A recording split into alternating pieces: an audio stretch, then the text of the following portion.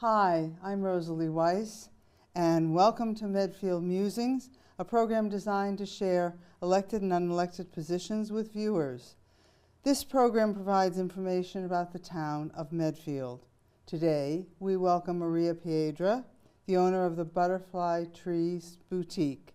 This boutique has been in Medfield for a number of years.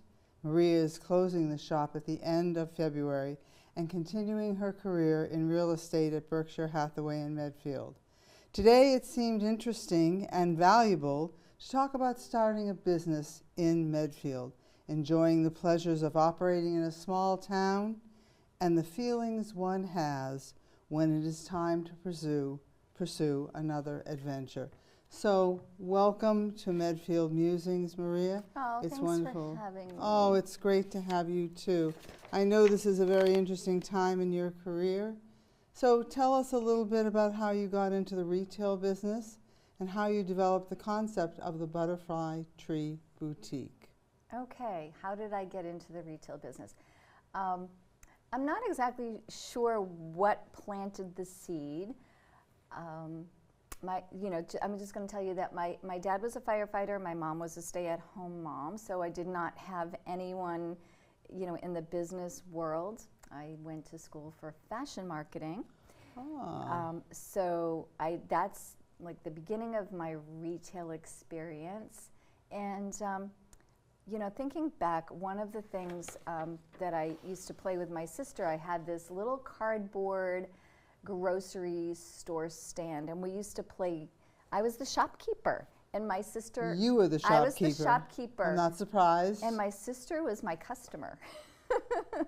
And did she purchase a lot? She did. I used to raid my mom's cabinets with canned goods and put them in my little grocery store, and had a little cash register, and I think she had a little shopping carriage. So maybe that's what planted the seeds.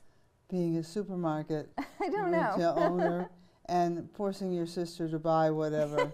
Yes. So where did that name come from? I know you've mentioned it before, but I think our audience might like to know how you got the name, the Butterfly Tree Boutique. Okay, so the Butterfly Tree name came as symbolism for transformation. So I had been diagnosed with breast cancer back in 2008, and it was a difficult journey for me. It really changed my life considerably. So the name symbolizes going through that difficult period of time and coming out the other side transformed. Oh, I love that idea. Yeah. That's a wonderful connection. Yeah, and I had envisioned if it's okay if I just share this story. So during that process of the breast cancer and the treatment, I got my real estate license, and I was that was in like 2009 when the market crashed. I was a realtor with Page Realty, a few doors down on Main Street in Medfield, and from my desk I saw the for lease sign at 505 Main Street.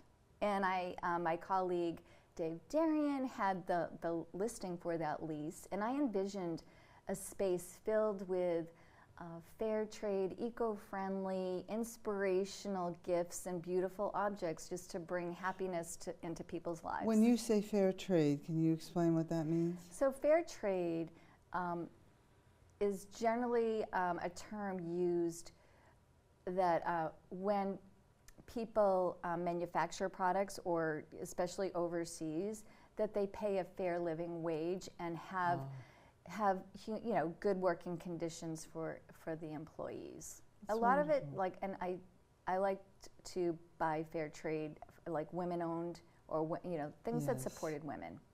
Wonderful. Yeah. And describe your years of operation, and how did your experience change over time? Oh, it's really exciting to open a business, scary and exciting all at the same time. Medfield is just like an amazing community, small town, Medfield, and just like, it's just a welcoming, wonderful community. and I was really embraced and supported by the community. I mean, you must know so many of your customers. Oh gosh, I've seen so much change. I've seen my customers' children grow up and go off to college and get married, and so my very first employee, actually, Leanne Mitchell, it was my landlord's daughter. Oh. And she was a high school student. It was her first job, and she's super lovely. And yeah, I saw her, graduate high school, go through college, get married, and she's a colleague at Berkshire Hathaway Page Realty. She's a realtor. Oh, isn't that ironic? So That's funny. Isn't that a funny story? Yeah. So, I mean, I think in a small town, you really get to know your customers more than other shops might, because you're in a small town and people return. And yes, and I get to know my customers and see, like, their kids grow up. It's amazing. It really is. And I'm sure the concept of your store changed over time. So what is it like to develop your own concept for a shop? Well, you have the freedom to do what, really whatever inspires you. So, I guess part of how I decided what to bring into the shop were things that made me happy, and just taking a leap that other people would, it would resonate, and people would find them beautiful, and gifts that were meaningful and that people enjoyed getting and you giving. Don't just have clothing, you have purses and other articles of clothing, but also you have giftware as well. Yeah, gifts like, I've sold many a wedding gift, a baby gift, a birthday gift, and it's really wonderful to hear the stories and people come back and say, oh my God, that was the perfect gift, and people loved, the recipient loved it. It's just, that makes me really happy that I could provide a little bit of joy in someone's life. Toward the end of your time, you developed the concept of consignment as well. Yeah, I decided I wanted to be more sustainable, and to give it a whirl. It was something that I had always thought about doing, and I gave it a try, and it can provide multiple benefits. Some folks get to empty their closets and have a little extra pocket money, and in turn, people that get to buy a beautiful, gently loved item for a fraction of the price. It's like passing it forward. Yeah. I love my jacket, and now I don't want to wear it anymore. I like something else, but it's in great condition, and I want to give it to someone else. Exactly. So I wanted to get back to the roots of sustainability. Over time, I kind of morphed a little bit away from that. So I wanted to come around and to be more sustainable. I think it was a lovely idea, and I, again, know that it helped me empty my closets a little bit. Of course, I filled them right up with things from your store. But what were the most surprising aspects when you began your adventure or during your adventure? And I call it an adventure because I think it's really a remarkable concept to develop and to do, and it's yours, and it must feel really good. I'm sure there are challenges as well. There are challenges for sure. For me, it's a labor of love, and it didn't really feel like work to me.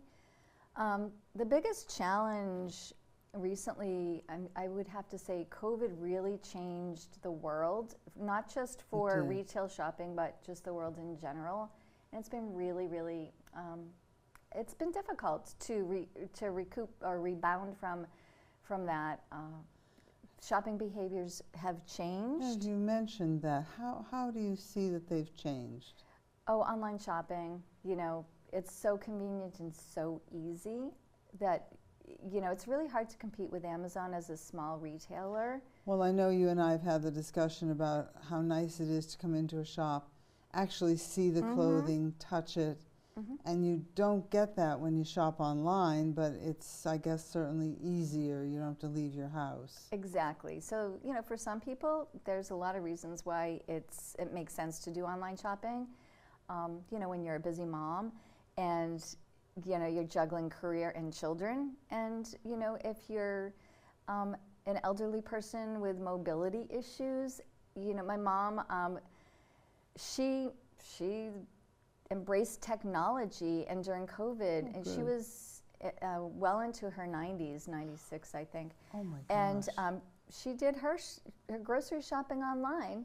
Good for her. Wow. So she, you know, it has its benefits. I think that I would love to see people take another look at in-person shopping and experience the community connection. Like, you run into people, you chat, you have conversation. It's just, I think in-person shopping at a small local store is it's just a wonderful experience. It is, and I think, again, there's something to the art of purchasing clothes where you can feel the material, see the colors. Sometimes, you know, you see things online, you order them, they come in and you think, did I order that? That's not the color I ordered, or it doesn't feel very good, or I don't like the fit. You have to send it back. I understand that that may be something people do with ease, but there's something very special about walking into your store, and maybe many other boutiques as well, but I know your store.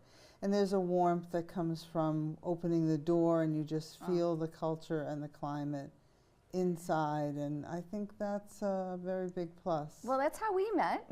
That is how we met. That is how we met. And you know, I've met so many wonderful people, and I've heard so many stories. Some, you know, happy stories, difficult stories. I did have a woman.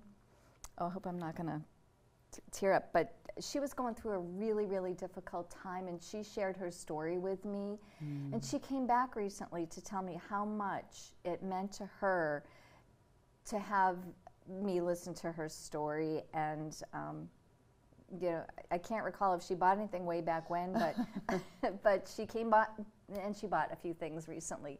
So it just, you know, things like that make me feel really good about what I've done. Yes, and I know how you feel.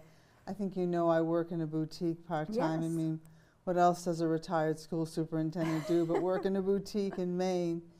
But I get the same thing. People will tell you their stories if you look like a person who's willing to listen, and you make eye contact, and you treat them as more than a customer. And I've had similar experiences where somebody who's been ill comes in and buys something and feels wonderful and comes back and says, that was great. And certainly for me, when I buy something from your store and I go out into the world and somebody says, oh, that's beautiful, where did you get that? Butterfly Tree Boutique. Yeah, and that's like, word of mouth is the best advertising. Yeah, thank you to everyone who has supported the store over these 15 years. I'm so grateful to be part of the Medfield community and to have been, like, 505 Main Street is a very special building, and I've just really enjoyed my time there. Any funny stories that you are willing and able to tell us? Oh, funny stories. Like, I've had a lot of laughter and joy, and like really some fabulous employees over the years, and we would do silly videos. I remember one video, we were just, it was like, it must have been Christmas Eve, and we were just really having so much fun, trying to post lots of things on social media, and we had like little reindeer noses and hats, and just like being really silly, and you know, just having fun, opening some funny cards. We have a funny card line, and just like laughing hysterically, you know, opening the boxes. Which is a lot of fun. But you also mentioned the building that's very special. Can you just tell our audience a little bit about the building, what you know about the building? Yes. Sure. So Richard DeSorga wrote a really fabulous article about the building, and the parts that I remember off the cuff is that it was built approximately 1724. Wow. And it was a home to a lot of different people. One in particular, I believe his name, I don't know his first name, but Dr. Mitchell, I think his name is. And he had a dog named Jack. Yes. And Jack saved him when his horse-drawn carriage somehow went into the Charles River, and Jack saved him. And we see Jack's picture on on the electrical utility box.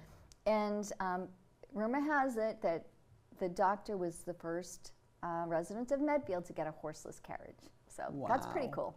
That is pretty cool, and that's a wonderful building to honor because it's been here for so long. That's a long time. 1724 is a And it's long still time, there. and it's still there. It Yes. is still there. So another question to ask you is, what was the most difficult aspect of opening a store in Medfield? You mentioned how wonderful it is to be in Medfield. Were there any major difficulties, or was it pretty easy sailing? You know, you just have to go through the process. You have, you know, you have to get things approved from the town, occupancy, having the. I was really nervous. This goes, well, it's a long time ago, when the fire chief came in to, you know, inspect, making sure that Yeah. I did it all. Like, you have to have the exit signs, but you know, opening a business is not that difficult if you just follow the rules, follow the playbook. Yeah. And I guess you establish relationships with people in town that way as well.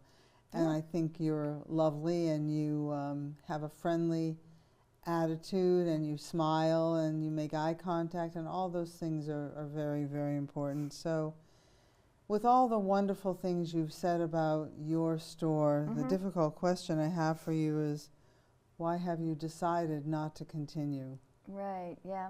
It's your baby. It's my baby. Sometimes it's just time to let go. There's ebbs and flows in life, and it's just time. I'm listening to my heart, and it's telling me it's time to focus on one thing. I've been doing real estate and running the store, and it's a lot. Running the store is a labor of love. My lease became Many hours. yeah, you many put in. hours. My lease was coming up, and I decided not to renew my lease, and just to focus on real estate. I really enjoy that as well. It's another passion of mine. Again, it's with people. Yes. You do well that way. Yeah.